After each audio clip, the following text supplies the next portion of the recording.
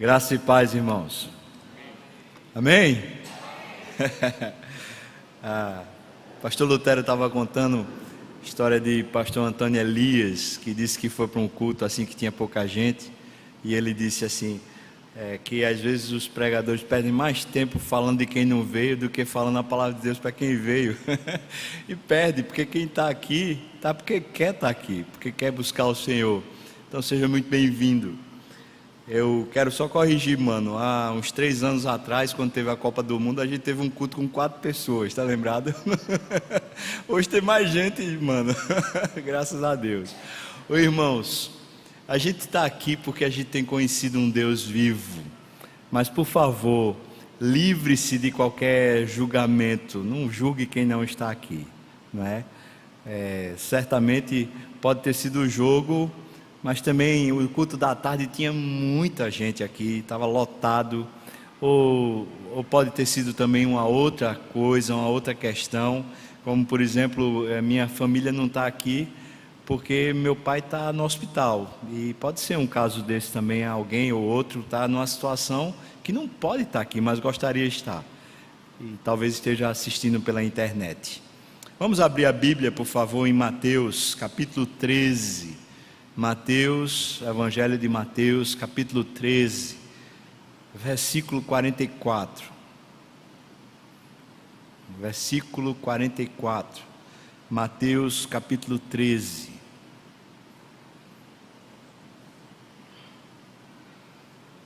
Palavras de Jesus.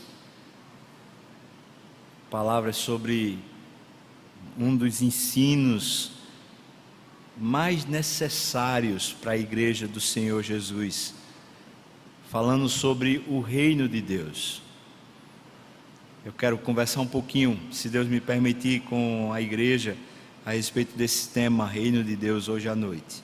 Mateus capítulo 13, versículo 44. Por favor, se você puder, leia comigo, vamos ler juntos, a uma só voz. Vamos lá?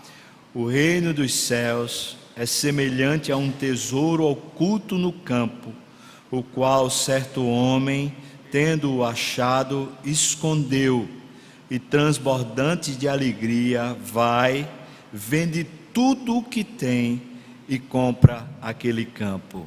Amém. Vamos orar. Senhor Jesus, Tu que és o dono desse ensino, porque foi o Senhor quem proferiu, pedimos que o Senhor mesmo, aqui entre nós, se faça tão relevante, se faça tão presente, que a gente entenda pela Tua boca, Senhor, que o Teu coração de alguma maneira se manifeste ao nosso coração, e a gente possa ser muito edificado pelo Senhor Jesus aqui, Pai. Senhor, nós clamamos a Ti misericórdia e graça, que o Senhor nos assista, porque somos fracos, falhos, no nome de Jesus. Amém, Senhor. Amém, amém, amém. Quando Jesus começou o ministério dele, ele começou numa luta espiritual. Ele teve o batismo, depois ele teve uma luta espiritual contra o diabo, literalmente. Ele foi levado ao deserto pelo Espírito Santo e enfrentou uma batalha espiritual, logo de cara. E depois ele passou a percorrer a Galileia, desde de cidades até povoados, vilas, lugares onde praticamente não tinha ninguém. Ele passou a percorrer fazendo muitos milagres. O Evangelho de Mateus, no capítulo 4, final do capítulo 4, diz que ele percorria, curando toda sorte de enfermidade. Também ele curava pessoas que eram lunáticas, ou seja, pessoas que tinham problemas mentais.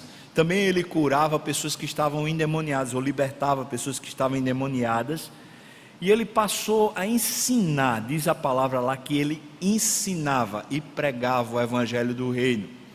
Então ele começou o ministério fazendo uma obra excelente, uma obra muito visível, porque de fato o milagre era aquele que não dava para duvidar. Uma pessoa que estava com a mão mirrada, e o Senhor Jesus anunciava a cura, e a pessoa ficava com a mão boa. Ou então um paralítico que estava prostrado, o Senhor Jesus anunciava a cura e a pessoa se levantava. ou então um endemoniado que estava completamente opresso, preso pelos grilhões do diabo, e Jesus libertava. Aqueles sinais, aquelas coisas que eram feitas, não deixava dúvida nenhuma que aquele homem tinha uma identificação com Deus, tinha uma vida com Deus que não era comum.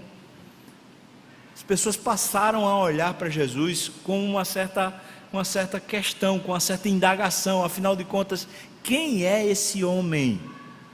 Eu posso dizer para você, baseado no discurso de Jesus, quando ele pergunta aos discípulos, em Mateus capítulo 16, eu posso dizer para você que esse assunto, quem é Jesus, passou a ser o assunto que as pessoas conversavam entre si.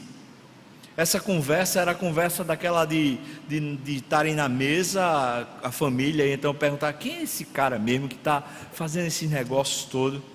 Assim como as pessoas que estavam no campo, lavrando, trabalhando, elas também perguntavam: quem é esse cara?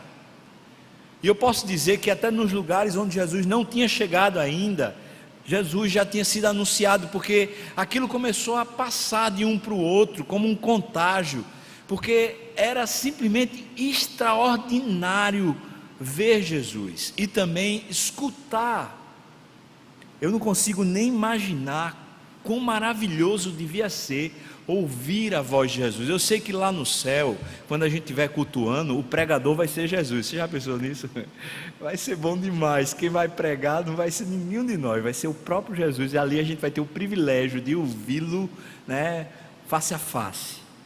Nesses dias, quando Jesus estava na terra, ele pregava e anunciava e ensinava. A Bíblia diz que a multidão, as pessoas que estavam lá, não entendiam o que ele falava, só achavam lindo, achavam muito bonito. Sabe aqueles e-mails de internet que as pessoas passam até com mensagem espírita, que no final fala: que mensagem bonita, mas no final fala o que é o coração? Traduz o que para a vida? Quase nada, porque é só uma mensagem bonita. Muita gente ia e ouvia Jesus e aprendia aquilo que Jesus estava falando, e no final só tinha isso para dizer: que mensagem bonita, como esse homem fala bem, ele fala e traz paz ao coração, a gente se sente tão bem no discurso dele, é tão bom.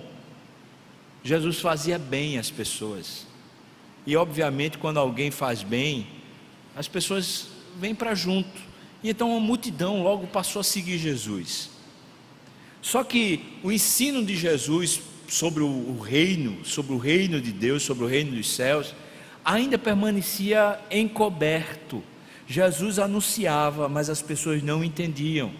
Jesus falava, mas as pessoas simplesmente não percebiam. A verdade é que Jesus não anunciava apenas em palavra. As obras que Jesus estava fazendo, à medida que ele curava e libertava pessoas, dava vista aos cegos, à medida que Jesus fazia isso, ele estava de uma maneira muito prática, proclamando e efetivamente anunciando o reino de Deus. Ele estava demonstrando o reino de Deus, o domínio de Deus. No entanto, quem conseguia entender e quem conseguia apreciar?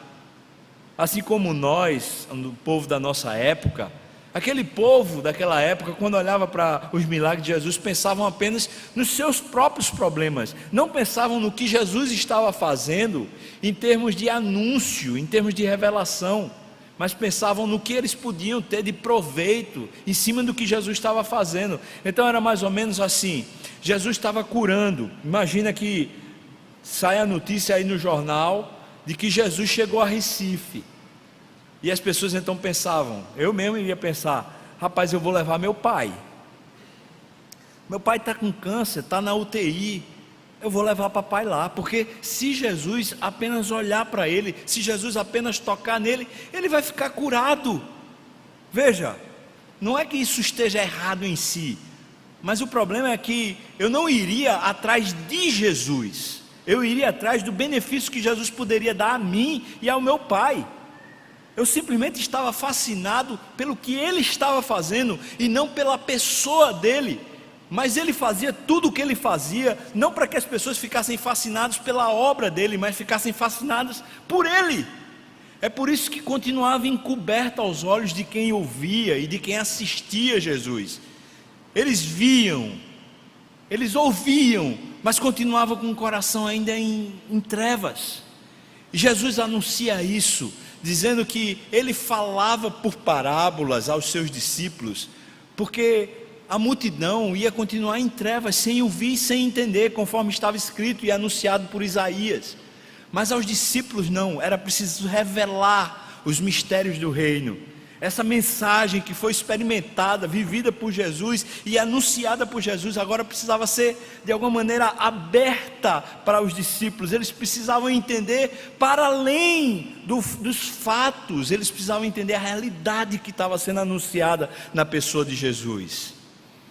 Eu penso, irmãos, que todos nós, de alguma maneira na vida espiritual, estamos caminhando nessa maneira.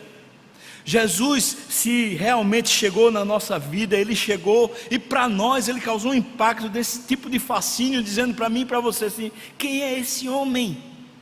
Que coisa linda é essa? Que amor é esse? Que obra é essa que Ele fez por mim? Que milagre foi esse que Ele fez na minha vida, que mudou meu coração e que transformou a minha história? Que coisa é essa de amor revelado numa cruz, como ninguém faz, como ninguém é capaz de fazer? Se Jesus de fato tocou na gente, Ele tocou por esse fascínio. Mas eu posso dizer para você, sem medo de errar, que a semelhança daquela época, ainda hoje existe uma multidão de pessoas que continuam indo e assistindo e ouvindo e vendo e olhando para filmes e olhando para espetáculos e olhando para sinais que acontecem legitimamente, como o Iraque estava me contando agora nesse final de semana lá no Cursilho, dizendo que um dos obreiros lá, um indígena, um obreiro, um pregador no meio da tribo indígena, disse que ele estava com um tumor, estava desenganado pelos médicos e resolveu entrar numa igreja. E entrou numa igreja desesperado. Na hora que ele entrou e estava assistindo o culto, o pastor disse: entrou aqui um irmão que está com tumor assim, assim, assim, e Jesus está lhe dizendo no nome dele, você está curado. E ele saiu para fazer o exame e depois ele estava curado mesmo. Ou seja, ainda hoje Jesus continua fazendo um fascínio, e as pessoas continuam fascinadas por tudo que Jesus representa. Mas quantos conseguem olhar e ver o segredo que está por trás? Quantos conseguem perceber que o fascínio é para além das suas obras? O fascínio é o domínio dele no nosso coração. O grande fascínio é o quanto ele é capaz de empreender a vida dele aqui na terra, vivendo em nós, vivendo através dos nossos membros, através da nossa boca, através da nossa inteligência, através dos cursos que fizemos, através de todas as especificações que são muito nossas, que foram conquistadas, galgadas em toda a história que vivemos, mas que tudo isso de alguma maneira quer ser extremamente usado por um Senhor chamado Jesus Cristo. Acontece que nos nossos dias, acho que foi o pastor Lutero que estava falando isso, se eu não me engano, as pessoas aceitam, recebem Jesus Salvador, mas não aceitam e recebem o Jesus Senhor. Às vezes até desconhecem o Jesus que é Senhor, porque a palavra senhorio, na nossa época, ela é quase um palavrão. A ideia de alguém que manda, que comanda, que não pergunta, que não quer saber da sua opinião, mas simplesmente tem uma diretriz clara, que já está pré-estabelecida antes do evento acontecer. Isso é uma ideia tão absurda nos nossos dias, que é uma ideia de um déspota, de uma pessoa que de alguma maneira ela não é boa, ela é vazia, ela é egoísta, ela é mesquinha. Então a palavra senhorio nos nossos dias é uma palavra que talvez devesse ser riscada do dicionário da nossa sociologia, riscada de qualquer dicionário que fale a respeito de comunidade ou vida comunitária, riscada de qualquer coisa que diga respeito à minha pessoa, porque afinal de contas eu sei o que eu quero e eu sei para onde eu vou. Por isso, pelo amor de Deus, não me ponham um senhor, porque um senhor é como se fosse uma amarra me prendendo. E aí, quando eu observo essas coisas, não só pensando no nosso dia, nos nossos dias, mas pensando também no coração do homem e na época de Jesus, eu percebo que Jesus fez questão de, antes mesmo de deixar claro o anúncio sobre o reino de Deus, ele deixar claro o fascínio que ele é, porque faz parte da jornada. Antes mesmo de você dizer: Senhor, faça o que quiser de mim, você saber quem é que vai fazer o que quiser de você.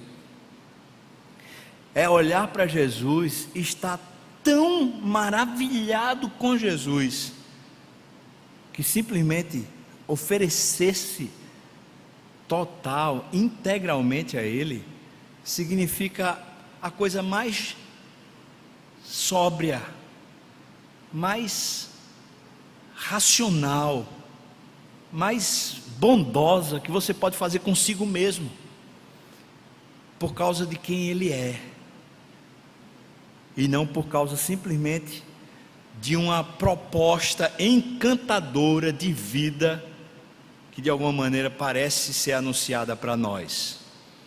Então deixa eu pontuar assim. Em primeiro lugar, nos nossos dias, Jesus até encanta, mas o Jesus que encanta é um Jesus muito mais de mercado do que um Jesus de visitação, do que um Jesus que vem na pessoa, do que um Jesus que se identifica comigo. E esse Jesus de mercado, esse Jesus que é um Jesus da troca e da barganha, ele de fato nem encanta muito, porque ele é um Jesus quase como um escravo, você paga para ter o benefício. Estava vendo um vídeo da internet de um pastor que ele dizia assim: traga R$1.000 e o milagre vai acontecer. Você já deve ter visto esse vídeo. Traga R$1.000. Ah, você não tem aí não R$1.000? Então ponha no cheque, pode ser pré-datado, ponha no altar que o milagre chega. Meu Deus, esse Jesus de fato não vai fascinar ninguém. Esse Jesus é um mercado, é uma troca, é uma barganha. Então esse não é o Jesus, mas alguém que de alguma maneira se identificou com Jesus. Jesus se revelou a ele, talvez por causa de algum problema, alguma crise, talvez por causa de algum percalço na história, ou simplesmente porque houve uma visitação do Espírito no seu coração. Na hora que Jesus se anunciou de verdade a mim e a você pessoalmente, ele se torna um fascínio para a gente. Não é simplesmente uma fé, uma crença, uma teoria, um conhecimento, é um fascínio. Ele é a pessoa mais fascinante de todas com quem nós queremos conviver. Mas nos nossos dias, quem conhece Jesus de verdade? Posso dizer que muita gente conhece caricaturas a respeito de Jesus. Não apenas o Jesus no mercado, mas conhece um Jesus que é meio bestão, meio bobão. É um Jesus de conveniência, é um Jesus que nunca repreende, é um Jesus que nunca corrige, é um Jesus que não ensina a justiça, é um Jesus que simplesmente não sabe o que é que está se passando no coração. Aparentemente é um Jesus que é o tempo todo bobão. Esse Jesus não consegue fascinar ninguém, porque ele não é leal, ele não vai dizer a verdade na hora que precisa ser dita, ele não vai corrigir na hora que precisa de correção. É um Jesus muito abestalhado, mas ele é muito bonachão também, porque para ele sempre parece que está tudo muito bem. Isso é uma caricatura de Jesus. Jesus, quando se deparou com fariseus, com escribas, com pessoas que não queriam andar em conformidade com o Senhor, ele as repreendeu. Ele falou a verdade para elas, olhando nos olhos. Ele nunca ficou simplesmente passando a mão. Quando Jesus encontrou pessoas que não tinham sido enviadas por Deus, ele disse: eu não vou com você, você não faz parte da agenda do Espírito, eu não vou lhe atender. Isso me faz lembrar aquela mulher Ciro-fenícia, que chegou para ele e disse: Senhor, a minha filha está terrivelmente endemoniada. Pense no caso, se você fosse mãe ou pai e tivesse seu filho em casa, terrivelmente endemoniado, e chegasse para Jesus e dissesse: Senhor, o meu caso é grave, por favor faça alguma coisa. E ele disse para aqueles: olha, eu não vim senão para os da casa de Israel. Ou seja, a proposta da minha vida ministerial não inclui você, eu não vou lhe atender. Imagine que Jesus é esse é o Jesus que conhecemos hoje, ou é o Jesus que daria um jeitinho, que simplesmente negaria a agenda do Espírito para atender a agenda das pessoas. Mas aí aquela mulher disse: ô Senhor, os cachorrinhos comem das migalhas que caem na mesa. Eu sou um cachorrinho, Jesus, uma migalha já serve. E Jesus disse: pode voltar para lá, a sua filha já está sã, ela já está liberta, pode voltar para lá. Ele não foi com ela, ele fez dali mesmo o milagre, porque ele sabia que ele não deveria ir para lá, porque o Senhor Deus comandava a vida de Jesus. Eu posso dar uma série de exemplos onde Jesus aparentemente foi duro ou foi incompreensível para esse Jesus meio bobalhão que tem sido pregado hoje, ou que tem sido de alguma maneira visto hoje nos nossos dias. Mas Jesus também não é um déspota, não é uma pessoa que pouco se importa com quem está passando. A gente vai ver Jesus com a agenda no Evangelho de Marcos, com a agenda lotada.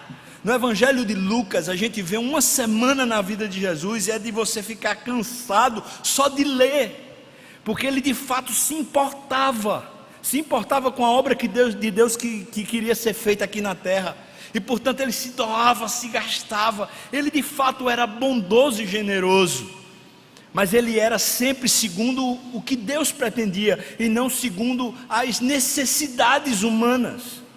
Tudo o que Deus estava demandando de Jesus, Jesus se entregava e fazia.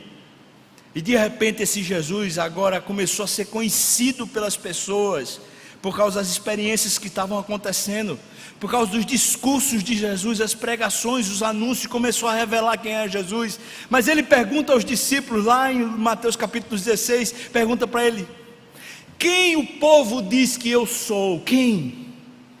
E perceba que aquele povo não consegue fazer a distinção de quem Jesus é. O povo diz: ele deve ser Elias, ou então ele deve ser Jeremias, ou então ele deve ser algum dos profetas que ressuscitou, que veio.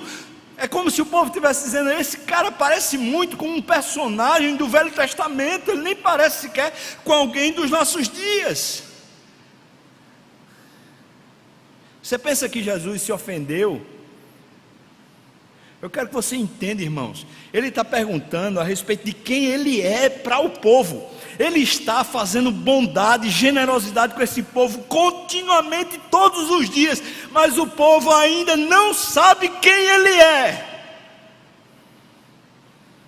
Se não for uma revelação de Deus, nenhum de nós saberia quem Jesus é.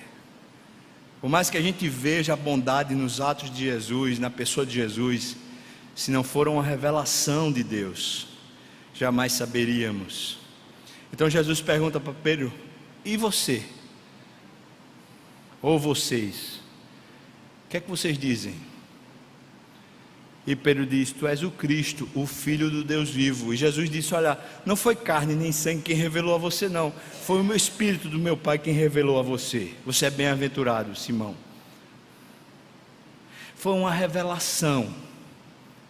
E quando há uma revelação, quando os nossos olhos se abrem, quando o nosso coração se dilata na presença de Jesus, Jesus se torna simplesmente encantador, ao ponto da gente poder dizer, como Pedro disse lá em João capítulo 6, para quem iremos nós, Senhor? Todo mundo te abandonou. Quando o Senhor veio com um discurso duro e medonho, todo mundo te abandonou, mas para quem iremos nós? Só tu tens as palavras de vida eterna. Nós já temos crido. O fascínio já tinha acontecido, porque a revelação era progressiva. Os olhos deles estavam se abrindo, eles estavam vendo e olhando para Jesus. Jesus era simplesmente extraordinário, e a alma estava se apegando à pessoa de Jesus. É como se eles não quisessem nunca mais largar aquela pessoa. Esse é de fato extraordinário. Ora, quando Jesus percebeu que os seus discípulos agora tinham se apegado a Ele, e não apenas às obras que Jesus fazia, quando os discípulos realmente se posicionaram dizendo: olha, a multidão pode largar o Senhor, a multidão pode ir embora, as pessoas podem até falar mal, e estavam falando mal de Jesus, dizendo que Jesus operava o que operava pelo poder de Belzebu, chamando Jesus de demônio. Os discípulos sabiam, tinham conhecimento de que a fama de Jesus agora estava uma fama estranha, meio complicada. Sabe o que aconteceu com aqueles discípulos? Eles simplesmente tinham se apegado a Jesus, eles não queriam largar Jesus. Para quê? Para onde? Para quem? Esse é o cara, eu quero estar com ele. Nessa hora, é nesse momento do ministério que Jesus começa a anunciar para os discípulos o reino.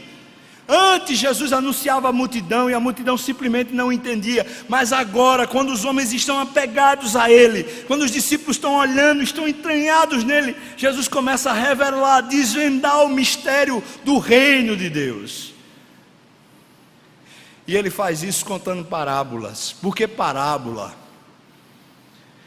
Parábola é como se fosse uma espécie de bomba relógio para de ser desvendado, ou como se fosse uma charada que é colocada lá na alma, mas aquilo fica lá martelando, porque aquela imagem que é descrita por uma parábola é uma imagem comum. Toda vez que você olhar, você vai lembrar da charada, vai lembrar da parábola e vai ficar pensando: o que é que ele queria dizer, o que é que ele queria dizer, qual é a profundidade desse negócio, até onde quer chegar esse negócio.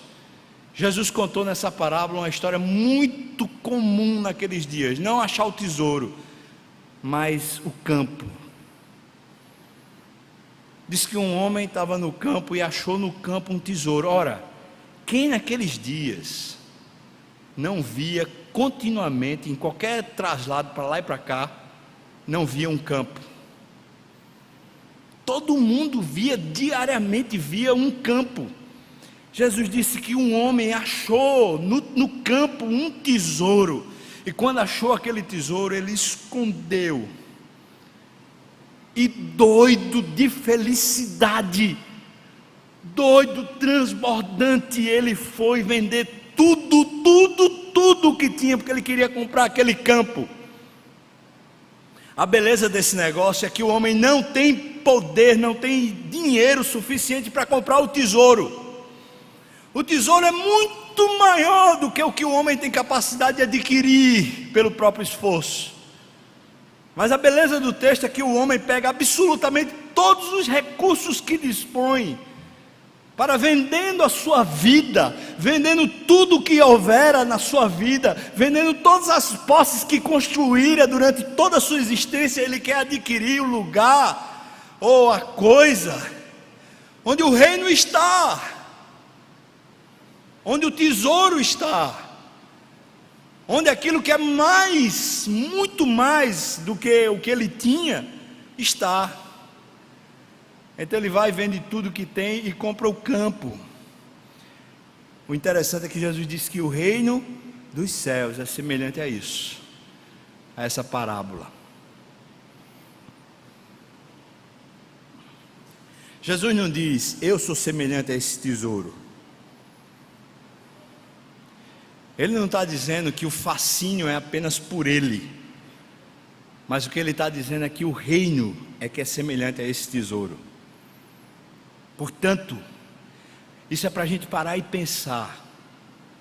Primeiro, o que é que significa de verdade reino dos céus, ou reino de Deus? Esse é o discurso de Jesus a partir daqui em diante com os seus discípulos. Vai ser o ensino dele. Eu quero dizer para você, irmão, esse foi o ensino mais enfatizado por Jesus aos seus discípulos. Foi o que mais ele gostou de conversar com os seus discípulos. E quando ele ressuscitou dos mortos, ele passou 40 dias com os discípulos. Adivinha o que foi que ele fez em 40 dias? Tipo assim, Curso de aperfeiçoamento no reino de Deus. Ou então MBA sobre o reino de Deus. 40 dias se reunindo com os discípulos para quê? Para conhecer a respeito do reino de Deus. Você encontra isso lá no livro de Atos, no capítulo 1. 40 dias falando acerca do reino. Aí eu pergunto para você, o que é o reino? O que é o reino? A gente poderia pensar, o reino são os milagres que aconteceram, o reino são as libertações que aconteceram, o reino são os cegos vendo, o reino é o quê? É um homem maravilhoso que consegue juntar multidões. Irmãos, o que é o reino? O reino não é Jesus. Jesus disse lá em Lucas, o reino de Deus é chegado em vós, entre vós. Na verdade, o reino de Deus já está entre vós, bem perto de vós, está dentro de vós. E o reino de Deus não vem com visível aparência, é isso que Jesus ensina. Mas eu quero perguntar para você, então, o que é o reino? O que é alguma coisa que é tão fascinante, que alguém poderia pegar tudo que tem de recursos, tudo que tem de construção na sua história, e poderia vender tudo simplesmente para adquirir o lugar, a coisa que o reino está lá? O que seria o reino? De uma maneira muito simples, eu falo isso depois de ter estudado muito. Eu tentei estudar muito, na verdade, poucas obras em português existem a respeito disso. Quando você procura no Google, vai ter um bocado de abobrinha. Mas quando você começa a ler a respeito de missões, especialmente gente boa mesmo que escreve forte a respeito de missões, um ou outro vai trazer falando a respeito de reino de Deus. E depois, quando você lê teologia bíblica, aí sim, em teologia bíblica você vai encontrar vários capítulos a respeito de reino de Deus. E se eu pudesse diminuir bem muito para poder tentar fazer uma definição o que é o reino de Deus, é bem simples. Reino de Deus é o domínio voluntário seu voluntário da sua parte, é o domínio de Deus no nosso coração. Uma outra palavra seria total rendição humana a Deus, total, sem reservas, uma total entrega a Deus. Reino de Deus é o domínio de Deus sobre nós, não um domínio soberano, porque esse Ele tem, a despeito da gente querer ou não, mas é o domínio que acontece quando nós queremos. E na verdade, pela expressão que Jesus usa aqui, não só queremos, mas estamos disponíveis a gastar tudo para ter esse domínio no nosso coração, para ter Ele simplesmente dominando tudo na nossa vida. Isso é o reino de Deus. Reino de Deus, então, é uma ambiência. Não acontece no outro, não acontece numa casa, não acontece numa igreja, mas é uma ambiência que acontece num coração, num campo, numa vida, numa história, que chega e deseja tanto que Jesus esteja lá, governando, administrando, determinando, dizendo, que diz, por favor faça, por isso rende, ou vende, ou entrega, absolutamente qualquer coisa, para ter o reino, e não consegue ter esse tesouro, porque o tesouro é maior do que tudo que se tem, mas consegue ter a ambiência, consegue-se ter o campo para o domínio, porque o tesouro é o próprio reino, mas o campo é o coração, é o lugar onde a gente pode simplesmente entregar, devotar, render. esse ensino não é dado à multidão. Jesus fala com a multidão, mas não explica. Mas Jesus ensina e explica aos discípulos. Reino de Deus, portanto, é uma total rendição e entrega a um senhorio. Mas não há como se render e se entregar a um senhorio quando a gente não conhece bem a pessoa que vai ser senhor. E quanto menos se conhece a pessoa que vai ser senhor, menos se deseja entregar qualquer coisa que seja para que ele domine. É por isso que hoje a gente caiu nessa esparrela como igreja. As pessoas se convertem ao Salvador Jesus, mas quase ninguém se interessa em que ele domine. Quase ninguém está disponível a entregar tudo para que ele domine. Então as pessoas querem um Jesus que é bom, que salva, que faz milagre, que transforma, mas não querem um Jesus que é tão bom, que é tão lindo, que é tão perfeito, que pode dominar a minha história e fazer da minha história alguma coisa muito melhor do que eu faria da minha própria história. Porque falta conhecimento real a respeito de quem é Jesus. Porque conquanto digamos e dizemos que somos discípulos de Jesus, a nossa caminhada com Jesus é tão pouco estreita, é tão pouco de convivência com Ele, que nunca chegamos a um maravilhamento tamanho a respeito da pessoa dele, ao ponto de dizer: Senhor, eu entrego tudo, porque não tem sentido conviver contigo e ainda continuar querendo dominar. Não tem sentido. Por isso eu rendo tudo, eu vendo tudo, eu entrego tudo para ter o seu domínio. E isso acontece voluntariamente. Porque também, se não for voluntário, seria simplesmente a soberania de Deus. E o bonito de tudo isso é porque Deus não negocia sua soberania. Ou seja, a vontade de Deus, os caminhos de Deus vão continuar acontecendo a despeito de nos rendermos ou não nos rendermos. Mas o bonito no reino é que nos rendemos. E quando nos rendemos, nós passamos a ver e a perceber um Deus que reina. Então, quando adentramos no reino, através de uma rendição, os nossos olhos se abrem para ver a soberania de Deus, e é simplesmente linda. Abra, por favor, sua Bíblia no Salmo 100, porque no Salmo 100 a gente vai encontrar o salmista fazendo esse jogo de palavras a respeito do reino, porque o salmista conhecia muito bem o Senhor, o seu Senhor, conhecia muito bem o seu Deus, e porque ele conhecia muito bem e dizia que ele era bom, ele simplesmente queria esse Deus bom como seu Senhor, e não apenas como sendo o seu Salvador. Salmo 100, eu e você conhecemos. Veja o que ele diz: celebrai com júbilo ao Senhor todas as terras, Deus de toda a terra. Servi ao Senhor com alegria, não com peso, com embaraço, com cansaço, com murmúrio. Apresentai-vos, é você que faz, apresentai-vos diante dele com cântico.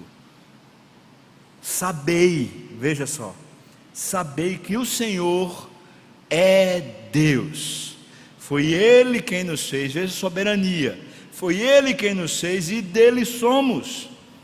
Agora veja o cuidado, somos o seu povo e rebanho do seu pastoreio. O conhecimento do senhorio de Deus é um conhecimento que traz tranquilidade e cuidado de Deus ao coração, porque somos seu rebanho. Aí o versículo 4, mais uma vez a voluntariedade: entrai por suas portas com ações de graça nos seus atos com hinos de louvor, rendei-lhe graças e bendizei-lhe o nome. Por quê? Porque o Senhor é o quê? É bom. O senhorio de Deus é bom, porque o Senhor é bom. A sua misericórdia dura para sempre, de geração em geração, a sua fidelidade. O salmista, que nem conheceu Jesus pessoalmente, nem teve o privilégio como nós temos de ter as escrituras já falando de Jesus com tanto detalhe, mas o salmista conhecia Deus e muito bem, e por causa desse conhecimento íntimo de Deus, ele se apresentou para o reino, ele se apresentou para o serviço, ele se apresentou para as ações de graças, ele se apresentou para render ao Senhor, ele se apresentou. Se você observar na Bíblia, de Gênesis até Apocalipse, reino de Deus está constantemente se movimentando na história e se revelando. Não são os atos soberanos de Deus que revelam o reino de Deus, mas são as pessoas que voluntariamente se entregaram a esse reino soberano de Deus, que começaram a revelar, a explicar, a experimentar o reino de Deus. É gol, né? Deve ser. E pelo jeito não foi da Espanha, foi? Reino, a gente estava tão bonzinho, né? Aí vem um negócio desse, perto da linha de raciocínio. Reino de Deus, portanto, é uma coisa tão gostosa, que simplesmente traz alegria, traz renovo para a alma. Irmãos, Jesus contou essa parábola para os discípulos, porque ia chegar uma hora que os discípulos não iam ter mais Jesus ao vivo e a cores. Eles não iam ter mais essa possibilidade de ouvir com esses ouvidos como eles ouviam. E Jesus estava entregando eles a uma proposta de vida, onde eles não precisariam mais ouvir, não precisariam mais ver, mas eles poderiam se render. Jesus estava preparando discípulos para conviverem com Deus numa profundidade de vida, onde ninguém negocia com Deus dizendo, aqui não, Deus, isso não, pelo amor de Deus, mas simplesmente diz, pode fazer, Deus, pode, faça, do jeito que quiser, pode, fica à vontade, Senhor. Ele prepara discípulos para simplesmente dizer, está na bênção, Senhor, do jeito que for, a qualquer hora, que bênção.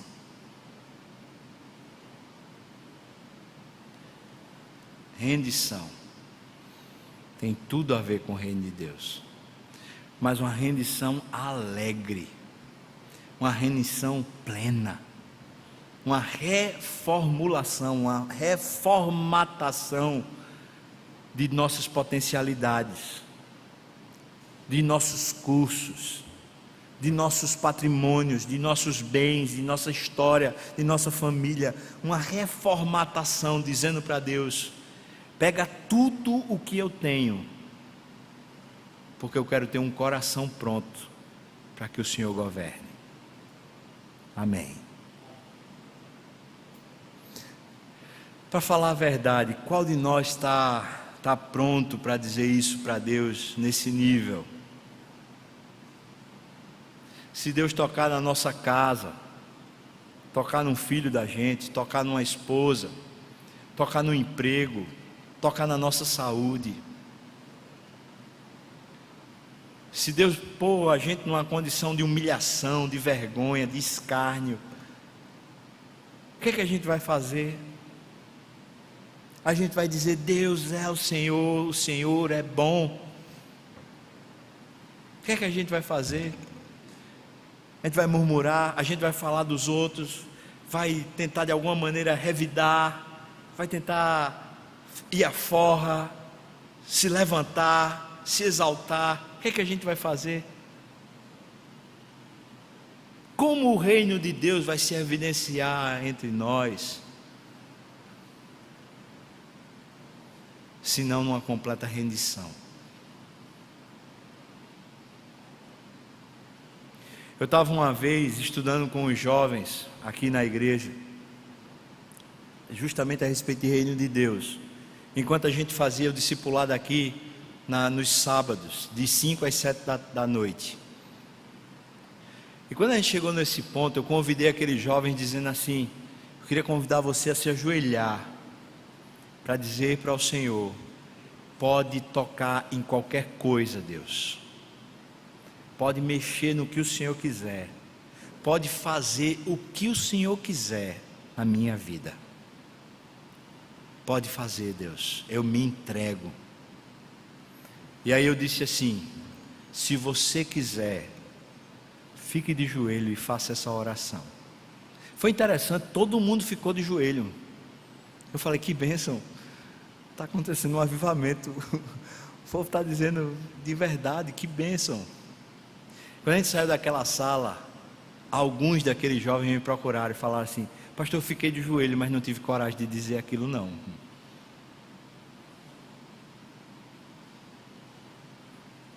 Você teria coragem? Você sabe que Deus não brinca com isso, né? Ou não? Você teria coragem? Você está tão fascinado por Jesus ao ponto de dizer: pode fazer o que quiser, Jesus. Você está tão entranhado na pessoa dele que você poderia dizer amém para qualquer obra dele. É sobre isso que Jesus está falando, sobre o reino, sobre esse domínio. Essa semana foi uma semana muito dura para mim. Domingo passado o papai foi para o hospital. Eu ia sair de férias, ia de viagem para Bariloche para uma lua de mel, para provar uma lua de mel que eu nunca tive. E no domingo, então, quando eu recebi o telefonema, eu fui para o hospital e encontrei meu pai num estado ruim. Eu suspendi, eu cancelei a viagem, cancelei as férias e fiquei com ele, acompanhei durante a semana, todo dia indo lá no hospital, passando algumas horas com ele e vendo o quadro dele piorando. Eu falei na quinta-feira para ele, antes de ir para o cursilho, eu disse: pai, eu estou indo para o cursilho, se der amanhã eu venho aqui. Fui para o cursilho. Na sexta-feira eu ia dar uma palavra no cursilho de 3 horas da tarde, e depois eu vinha visitar meu pai. Mas quando deu mais ou menos meio-dia, minha irmã ligou para mim lá no cursilho dizendo: papai piorou muito e os médicos estão querendo colocá-lo na UTI. Eu pedi licença ao pessoal do cursilho para sair de lá e vir ao encontro de papai. Eu cheguei lá e tive o privilégio de ficar 1 hora com meu pai antes de meu pai ir para a UTI, só eu e ele, mais de 1 hora, acho que 1h20 mais ou menos. Eu encontrei um homem, eu estou falando do meu pai, irmãos. Eu encontrei em 1h20 um homem que eu não encontrei em 42 anos de vida.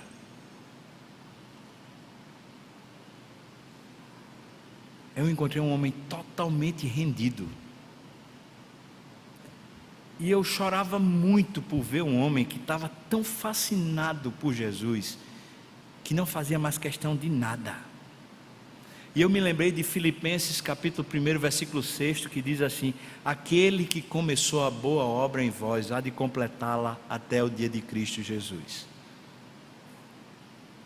E meu pai falou mais ou menos assim: Fubá, até hoje, mesmo quando eu era ímpio e ainda não conhecia o Senhor, Deus conduziu a minha vida por caminhos que sempre terminaram me fazendo bem. Mesmo quando foi por lugares e coisas que eu não quis, me produziram coisa boa. Aí ele perguntou para mim, e eu vi que ele estava cuidando de mim. Ele perguntou: você acha que agora, Fubá, Deus vai me conduzir para um caminho que seja pior? Eu estava só chorando. Aí eu chorando: não, sabe? Ele falou: Fubá, eu estou indo para o céu. Eu estou doido para estar lá. Mas se eu ficar, tiver ainda o privilégio de estar com vocês, eu queria falar lá na igreja e dizer para a igreja que a gente precisa se entregar a Jesus.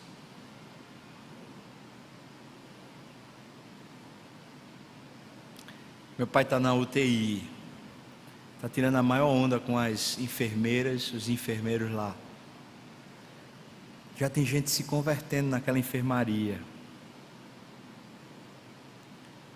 Eu não sei quanto tempo mais ele vai durar, mas eu tenho condição de estar pregando aqui, porque eu estou vendo um homem que está caminhando com Deus, e aí deixa meu coração tranquilo.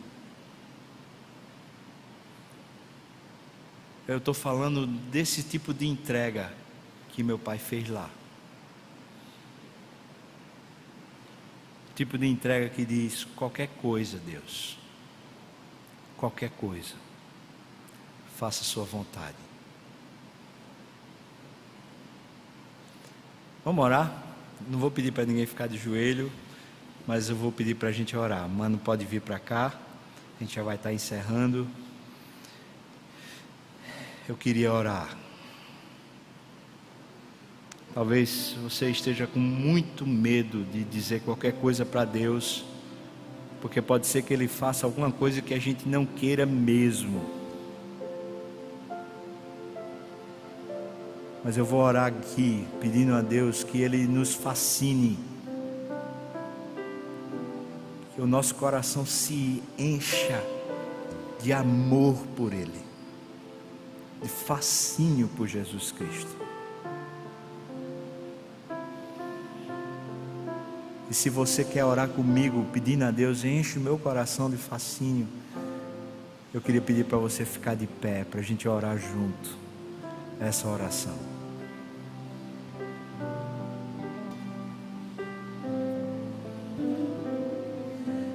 Ó Senhor Deus, Tu és, Senhor, antes que houvesse história, antes que houvesse universo, Tu nunca saíste do trono, Senhor. Tu nunca perguntaste, nem tomaste conselho com ninguém, porque tudo vem das Tuas mãos, Senhor. Tu dominas sobre tudo. Tu és Rei do universo, Rei da glória. E apesar dessa glória que tens, Senhor, Tu te importas com gente tão pequena como eu, como cada um de nós aqui, Senhor. Oh, como o Senhor é lindo e maravilhoso, como o Senhor é grande, como o Senhor é tão extraordinário, Senhor. Oh, Senhor, como precisamos de Ti, Senhor. Como precisamos que os nossos olhos se abram para uma revelação especial, como os discípulos tiveram. Como precisamos, Senhor, desse